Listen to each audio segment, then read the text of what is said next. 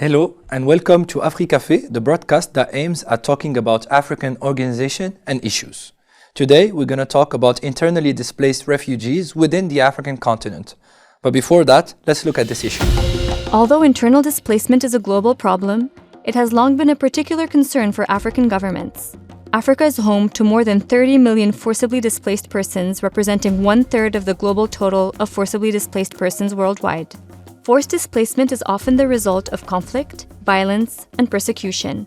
Almost 75% of all forced displacement in Africa happened within the internal borders of countries, putting thus constraints on surrounding communities and countries that must deal with sudden, unplanned population movements. 8 countries make the top of list when it comes to forced displacement in Africa, of which the 2 first are in East Africa, namely Ethiopia and South Sudan. The link between conflict and forced displacement is well established, and half of the 20 world conflicts in 2017 were in Africa. Dear Iván Martín, thank you very much for accepting our invitation. It is my pleasure. Thank you very much, and for accepting to be our guest today for this very timely and interesting subject, which is about migration and forced displacement. And maybe to kickstart the discussion, I would like to bring into the discussion a figure by the United Nations Agency on Refugees that states that around 1/3 of the total population of refugees, asylum seekers, and internally displaced persons are based in Africa. So my first question to you is, what is it that Africa is home to that much of vulnerable populations, and what are the African states doing about it? Well, you are fully right. There are 7.4 million refugees in Africa, and there are 23 million internally displaced persons. This is roughly 30% of total refugees and IDPs in the world, which is double the weight of African population over the global population. And what is even much more worrying, the pace of increase of these numbers. For refugees, only in the last year, in 2021, it increased in 5%, more than 165,000 new refugees. But for IDPs, for internally displaced persons, it increased 7.5 million persons in only one single year, and this is more than 20% increase over 1 year. Regarding your question about the factors, the main factor, no doubt, are conflicts in the region. In Ethiopia, this created in South Sudan, in the Democratic Republic of Congo. This is the first in Nigeria, linked to Boko Haram terrorist attacks. This is the main reason. The other 2 secondary factors for explaining this quick, fast increase in refugee numbers in Africa are, on the one hand, repressive regimes. This applies to Eritrea in particular, but not only. And secondly, environmental disasters, in particular as far as internally displaced persons are concerned. And then the way African countries are responding to this major challenge, if we compare with the numbers in Europe or in America, is with a variety of policies, either to enclose refugees in refugee camps, more or less without the right of going out of them. In many cases, they are refugee camps more or less open, where refugees can go out to the markets, even have informal employment in the neighborhood of the camps. Or in some countries like Rwanda or Uganda, they are fully integrated into the society and they are free to go and come. I will give one single example. In July, I was in Gambela. It's a region in Ethiopia where you have in the whole region 500,000 population, 500,000 inhabitants, and you have 350 refugees from South Sudan. So it is almost the same size as the local population. And this, of course, creates a lot of challenges for authorities and for economic development in those regions.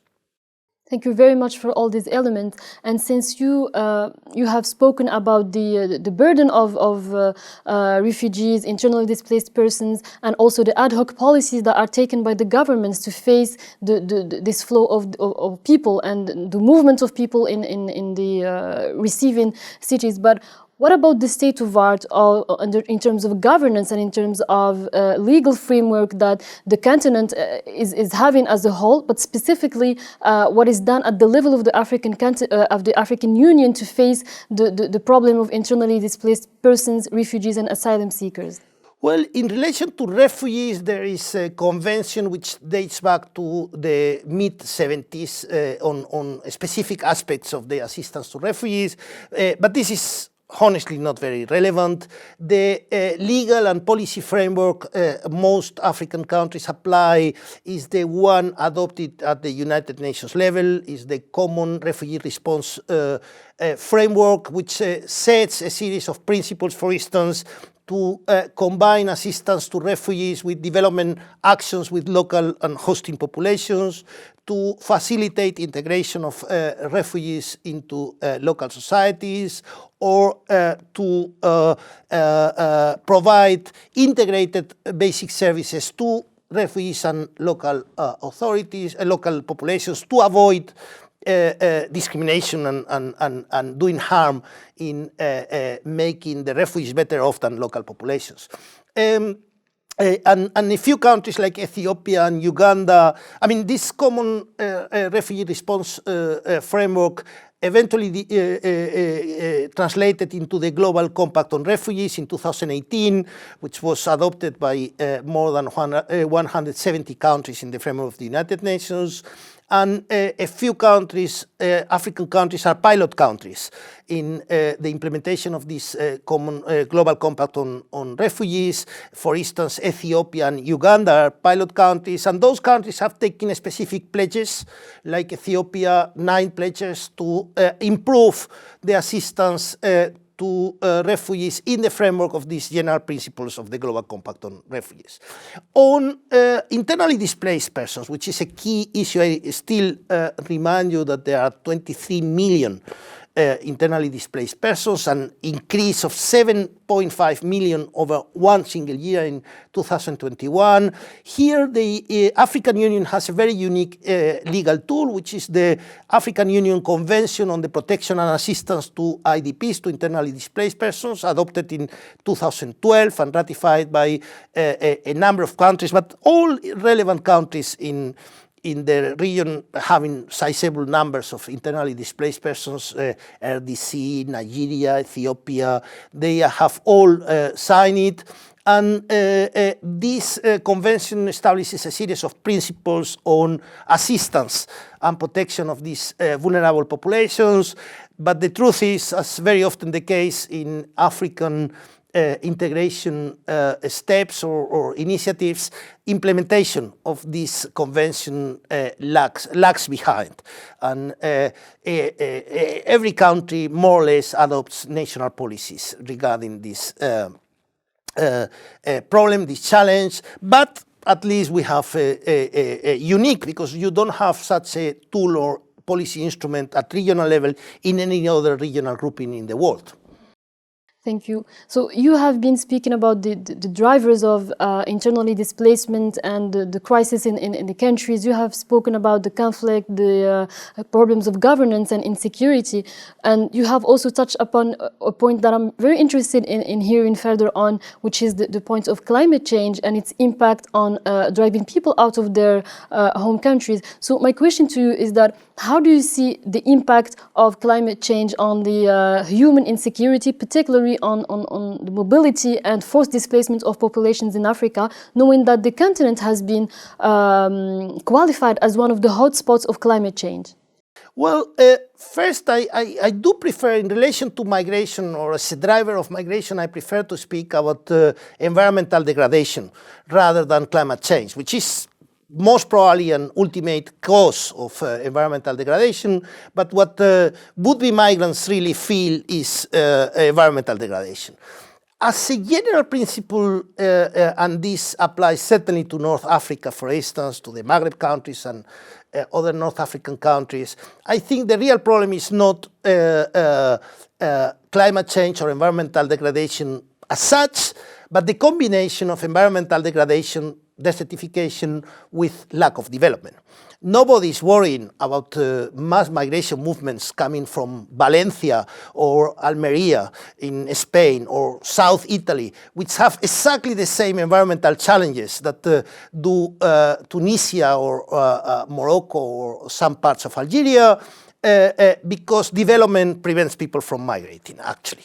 So the real challenge is the combination of environmental degradation and lack of development.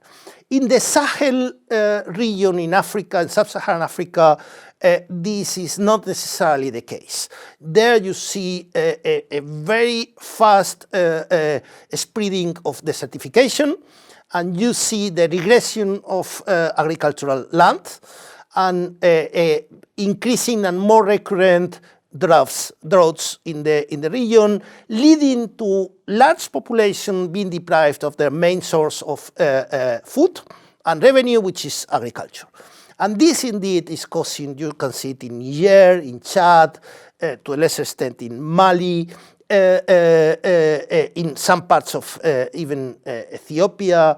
This is causing indeed, pushing away population and causing internal displacement in those countries and eventually migration. And this, you can visualize it very, very clearly if you go to the region. And this combines, of course, with, again, with some forms of conflict. In the case of Mali or Burkina Faso or even Niger, this combines with Islamist radical terrorist groups in the region, which compound the issue of desertification to push away populations. And this combines in East Africa with the recent locust plague that reached the region and pushed away large populations just because their food cultures were eaten by the locusts. And this is again compounded by another secular issue in many African countries, and particularly in the Sahelian region, which is the competition for resources, land resources, between pastoralists and farmers. And you can see this very clearly in Chad, in Ethiopia, in Sudan and South Sudan, even in Niger, which actually degradating environmental conditions, plus this secular competition between pastoralists and farmers, plus terrorist attacks in several regions of this area lead to increasing migration pressures, in particular in the form of internally displaced persons.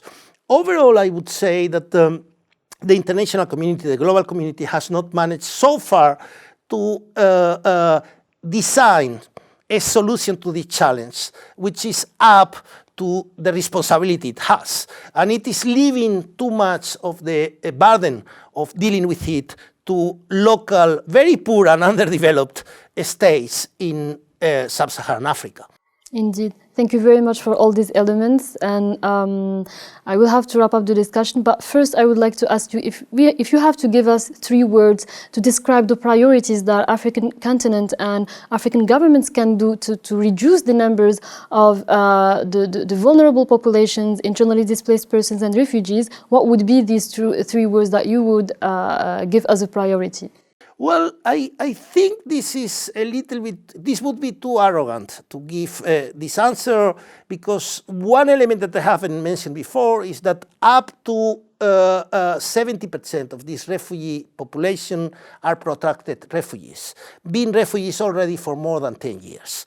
So I don't think, if we haven't found a solution, either internationally or regionally or nationally, over the last 10 years, we are going to find it in the coming years. So, of course, addressing the reasons for conflict, addressing the lack of funding by international community, addressing the development issues behind many of the other problems I have mentioned, including the migration impact or impact on migration of environmental degradation, would help to reduce this problem in the future. Thank you very much. I think that these are already very good recommendations. And with this, I shall conclude the episode. Thank you very much for following the discussion, and see you in other episodes of Africafé. Thank you very much.